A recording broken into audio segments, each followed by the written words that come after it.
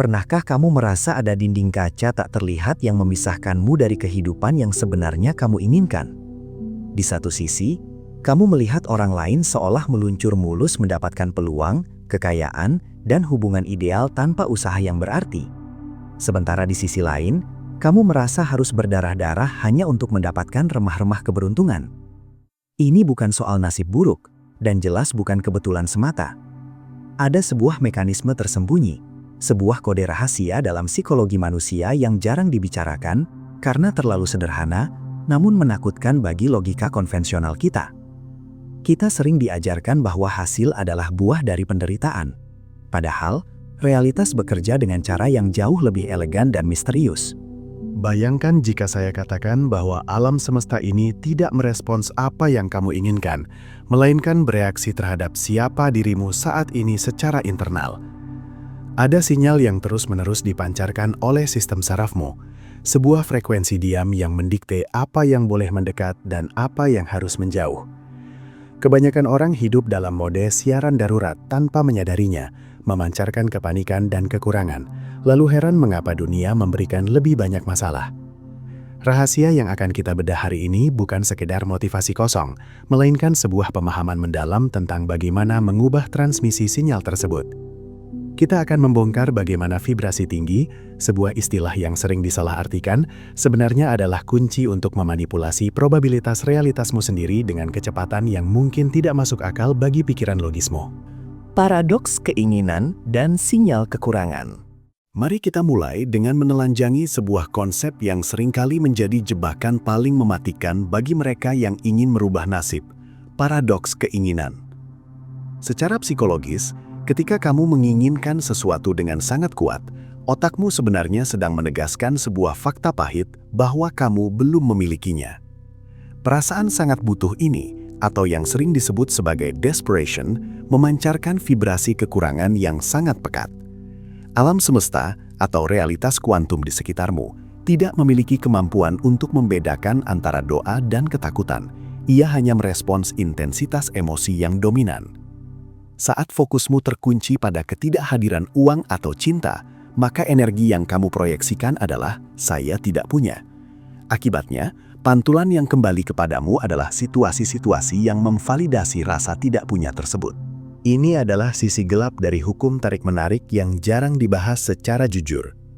Banyak orang terjebak dalam siklus visualisasi yang justru memperparah kecemasan mereka karena dilakukan dari posisi mentalitas miskin.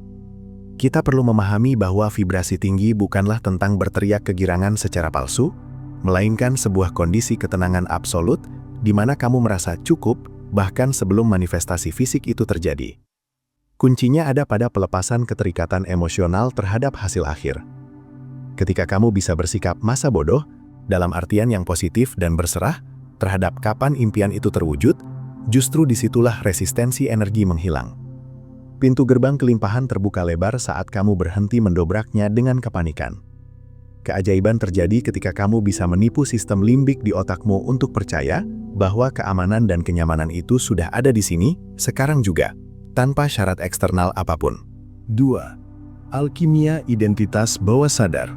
Melangkah lebih dalam ke lapisan psikologis berikutnya, kita harus berbicara tentang identitas, bukan sekadar tindakan. Perubahan hidup yang radikal dan cepat tidak pernah terjadi hanya dengan mengubah strategi kerja atau menabung lebih giat, melainkan melalui pergeseran fundamental pada siapa kamu menganggap dirimu sendiri. Vibrasi tinggi adalah produk sampingan dari identitas diri yang solid dan berharga. Jika jauh di lubuk hatimu masih tertanam keyakinan bahwa kamu adalah pejuang yang harus menderita untuk sukses, maka realitas akan dengan patuh menyajikan rintangan demi rintangan untuk memuaskan naskah drama yang kamu tulis di alam bawah sadar itu. Ego manusia sangat mencintai konsistensi. Ia akan melakukan sabotase diri jika kenyataan yang datang terlalu mudah dan tidak sesuai dengan self-image sebagai orang susah. Oleh karena itu, menaikkan vibrasi menuntut kita untuk membunuh versi lama diri kita yang kecanduan pada drama dan kesulitan. Ini proses yang tidak nyaman, karena sistem saraf kita seringkali merasa asing dengan kemudahan. Bagi banyak orang, kedamaian dan kelimpahan terasa membosankan atau bahkan mencurigakan karena mereka terbiasa hidup dalam mode bertahan hidup atau survival mode. Kamu perlu melatih ulang reseptor emosimu untuk menerima kebahagiaan sebagai standar normal yang baru, bukan sebagai anomali yang harus dicurigai. Saat identitasmu bergeser dari pencari menjadi pemilik, frekuensi yang kamu pancarkan berubah drastis dari gelombang beta yang stres menjadi gelombang alfa atau theta yang magnetis. Di titik inilah sinkronisitas mulai bermunculan. Orang yang tepat menelepon, peluang bisnis datang entah dari mana, dan solusi muncul sebelum masalah sempat membesar. Ini bukan sihir. Ini adalah penyelarasan antara cetak biru internalmu dengan potensi eksternal yang selama ini tertutup oleh keraguan diri. Osmosis emosional dan kurasi ekosistem mental. Faktor eksternal seringkali dianggap remeh, padahal lingkungan adalah cetakan tak kasat mata yang membentuk arsitektur psikologismu setiap detik. Kita perlu membahas fenomena biologis yang disebut sebagai neuron cermin atau mirror neurons. Otak manusia dirancang untuk meniru frekuensi orang-orang di sekitarnya demi kelangsungan hidup sosial, sebuah mekanisme purba yang memastikan kita diterima oleh kelompok. Masalahnya, jika kamu dikelilingi oleh individu yang gemar mengeluh, pesimis, dan memancarkan aura kegagalan, sistem sarafmu secara otomatis akan melakukan sinkronisasi dengan mereka.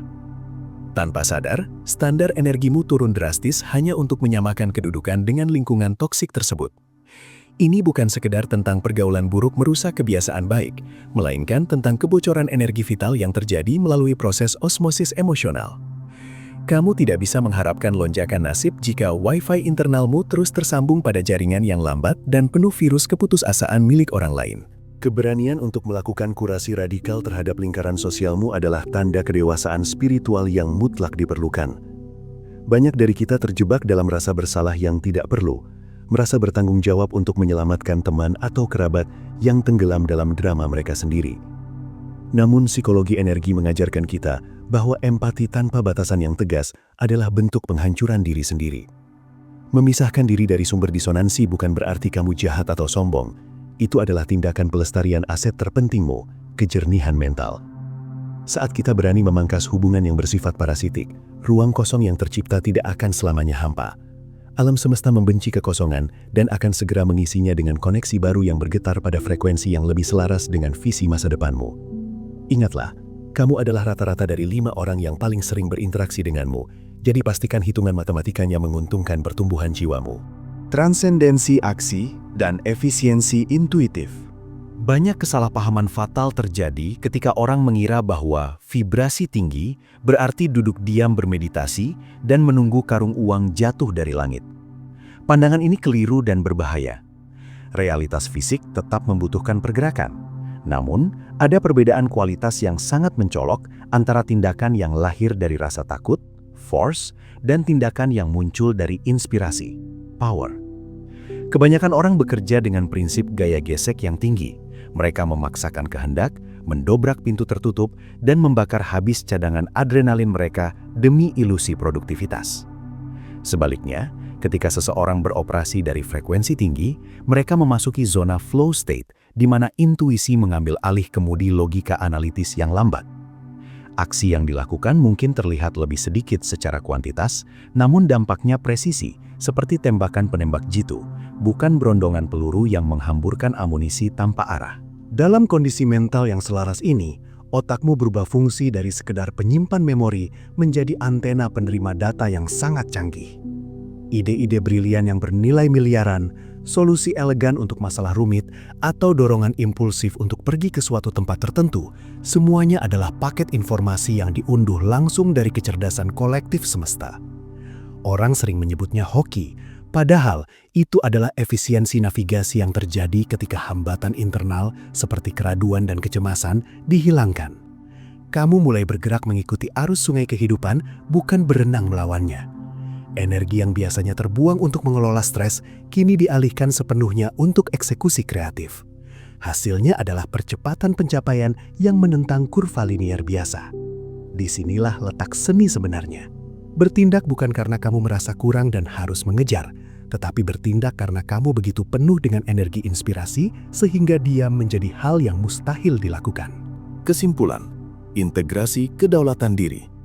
Perjalanan menaikkan vibrasi dan mengubah realitas ini pada akhirnya membawa kita kembali pada satu titik fundamental, kedaulatan diri.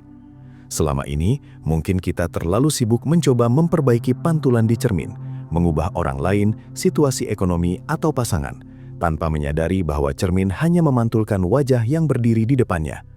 Upaya memanipulasi dunia luar tanpa membereskan kekacauan di dalam hanyalah bentuk kedilaan yang melelahkan. Psikologi keberlimpahan menuntut kita untuk berhenti menjadi korban dari narasi kehidupan dan mulai mengambil peran sebagai penulis skenario yang sadar. Dunia ini netral, ia tidak menghukum maupun memberkati. Ia hanya merespons kualitas kesadaran yang kamu pancarkan setiap detiknya. Menjadi magnet keberuntungan bukanlah tentang menjadi manusia yang sempurna tanpa celah emosi negatif. Kita tetap manusia yang memiliki amarah, sedih, dan kecewa. Namun, perbedaannya terletak pada seberapa lama kita mengizinkan diri kita berkubang di sana. Seorang master kehidupan bukanlah orang yang tidak pernah jatuh, melainkan orang yang memiliki kecepatan pemulihan mental yang luar biasa, mampu mengembalikan frekuensinya ke titik netral dan positif dengan segera. Ketika kamu bisa memandang masalah bukan sebagai ancaman, melainkan sebagai data netral untuk dikelola, saat itulah kamu memegang kendali penuh atas takdirmu. Jadikan ketenangan sebagai aset termahalmu dan biarkan dunia mengatur ulang dirinya sendiri untuk melayanimu, bukan sebaliknya. Semoga informasi ini bermanfaat untuk kamu. Dan jangan lupa subscribe ya.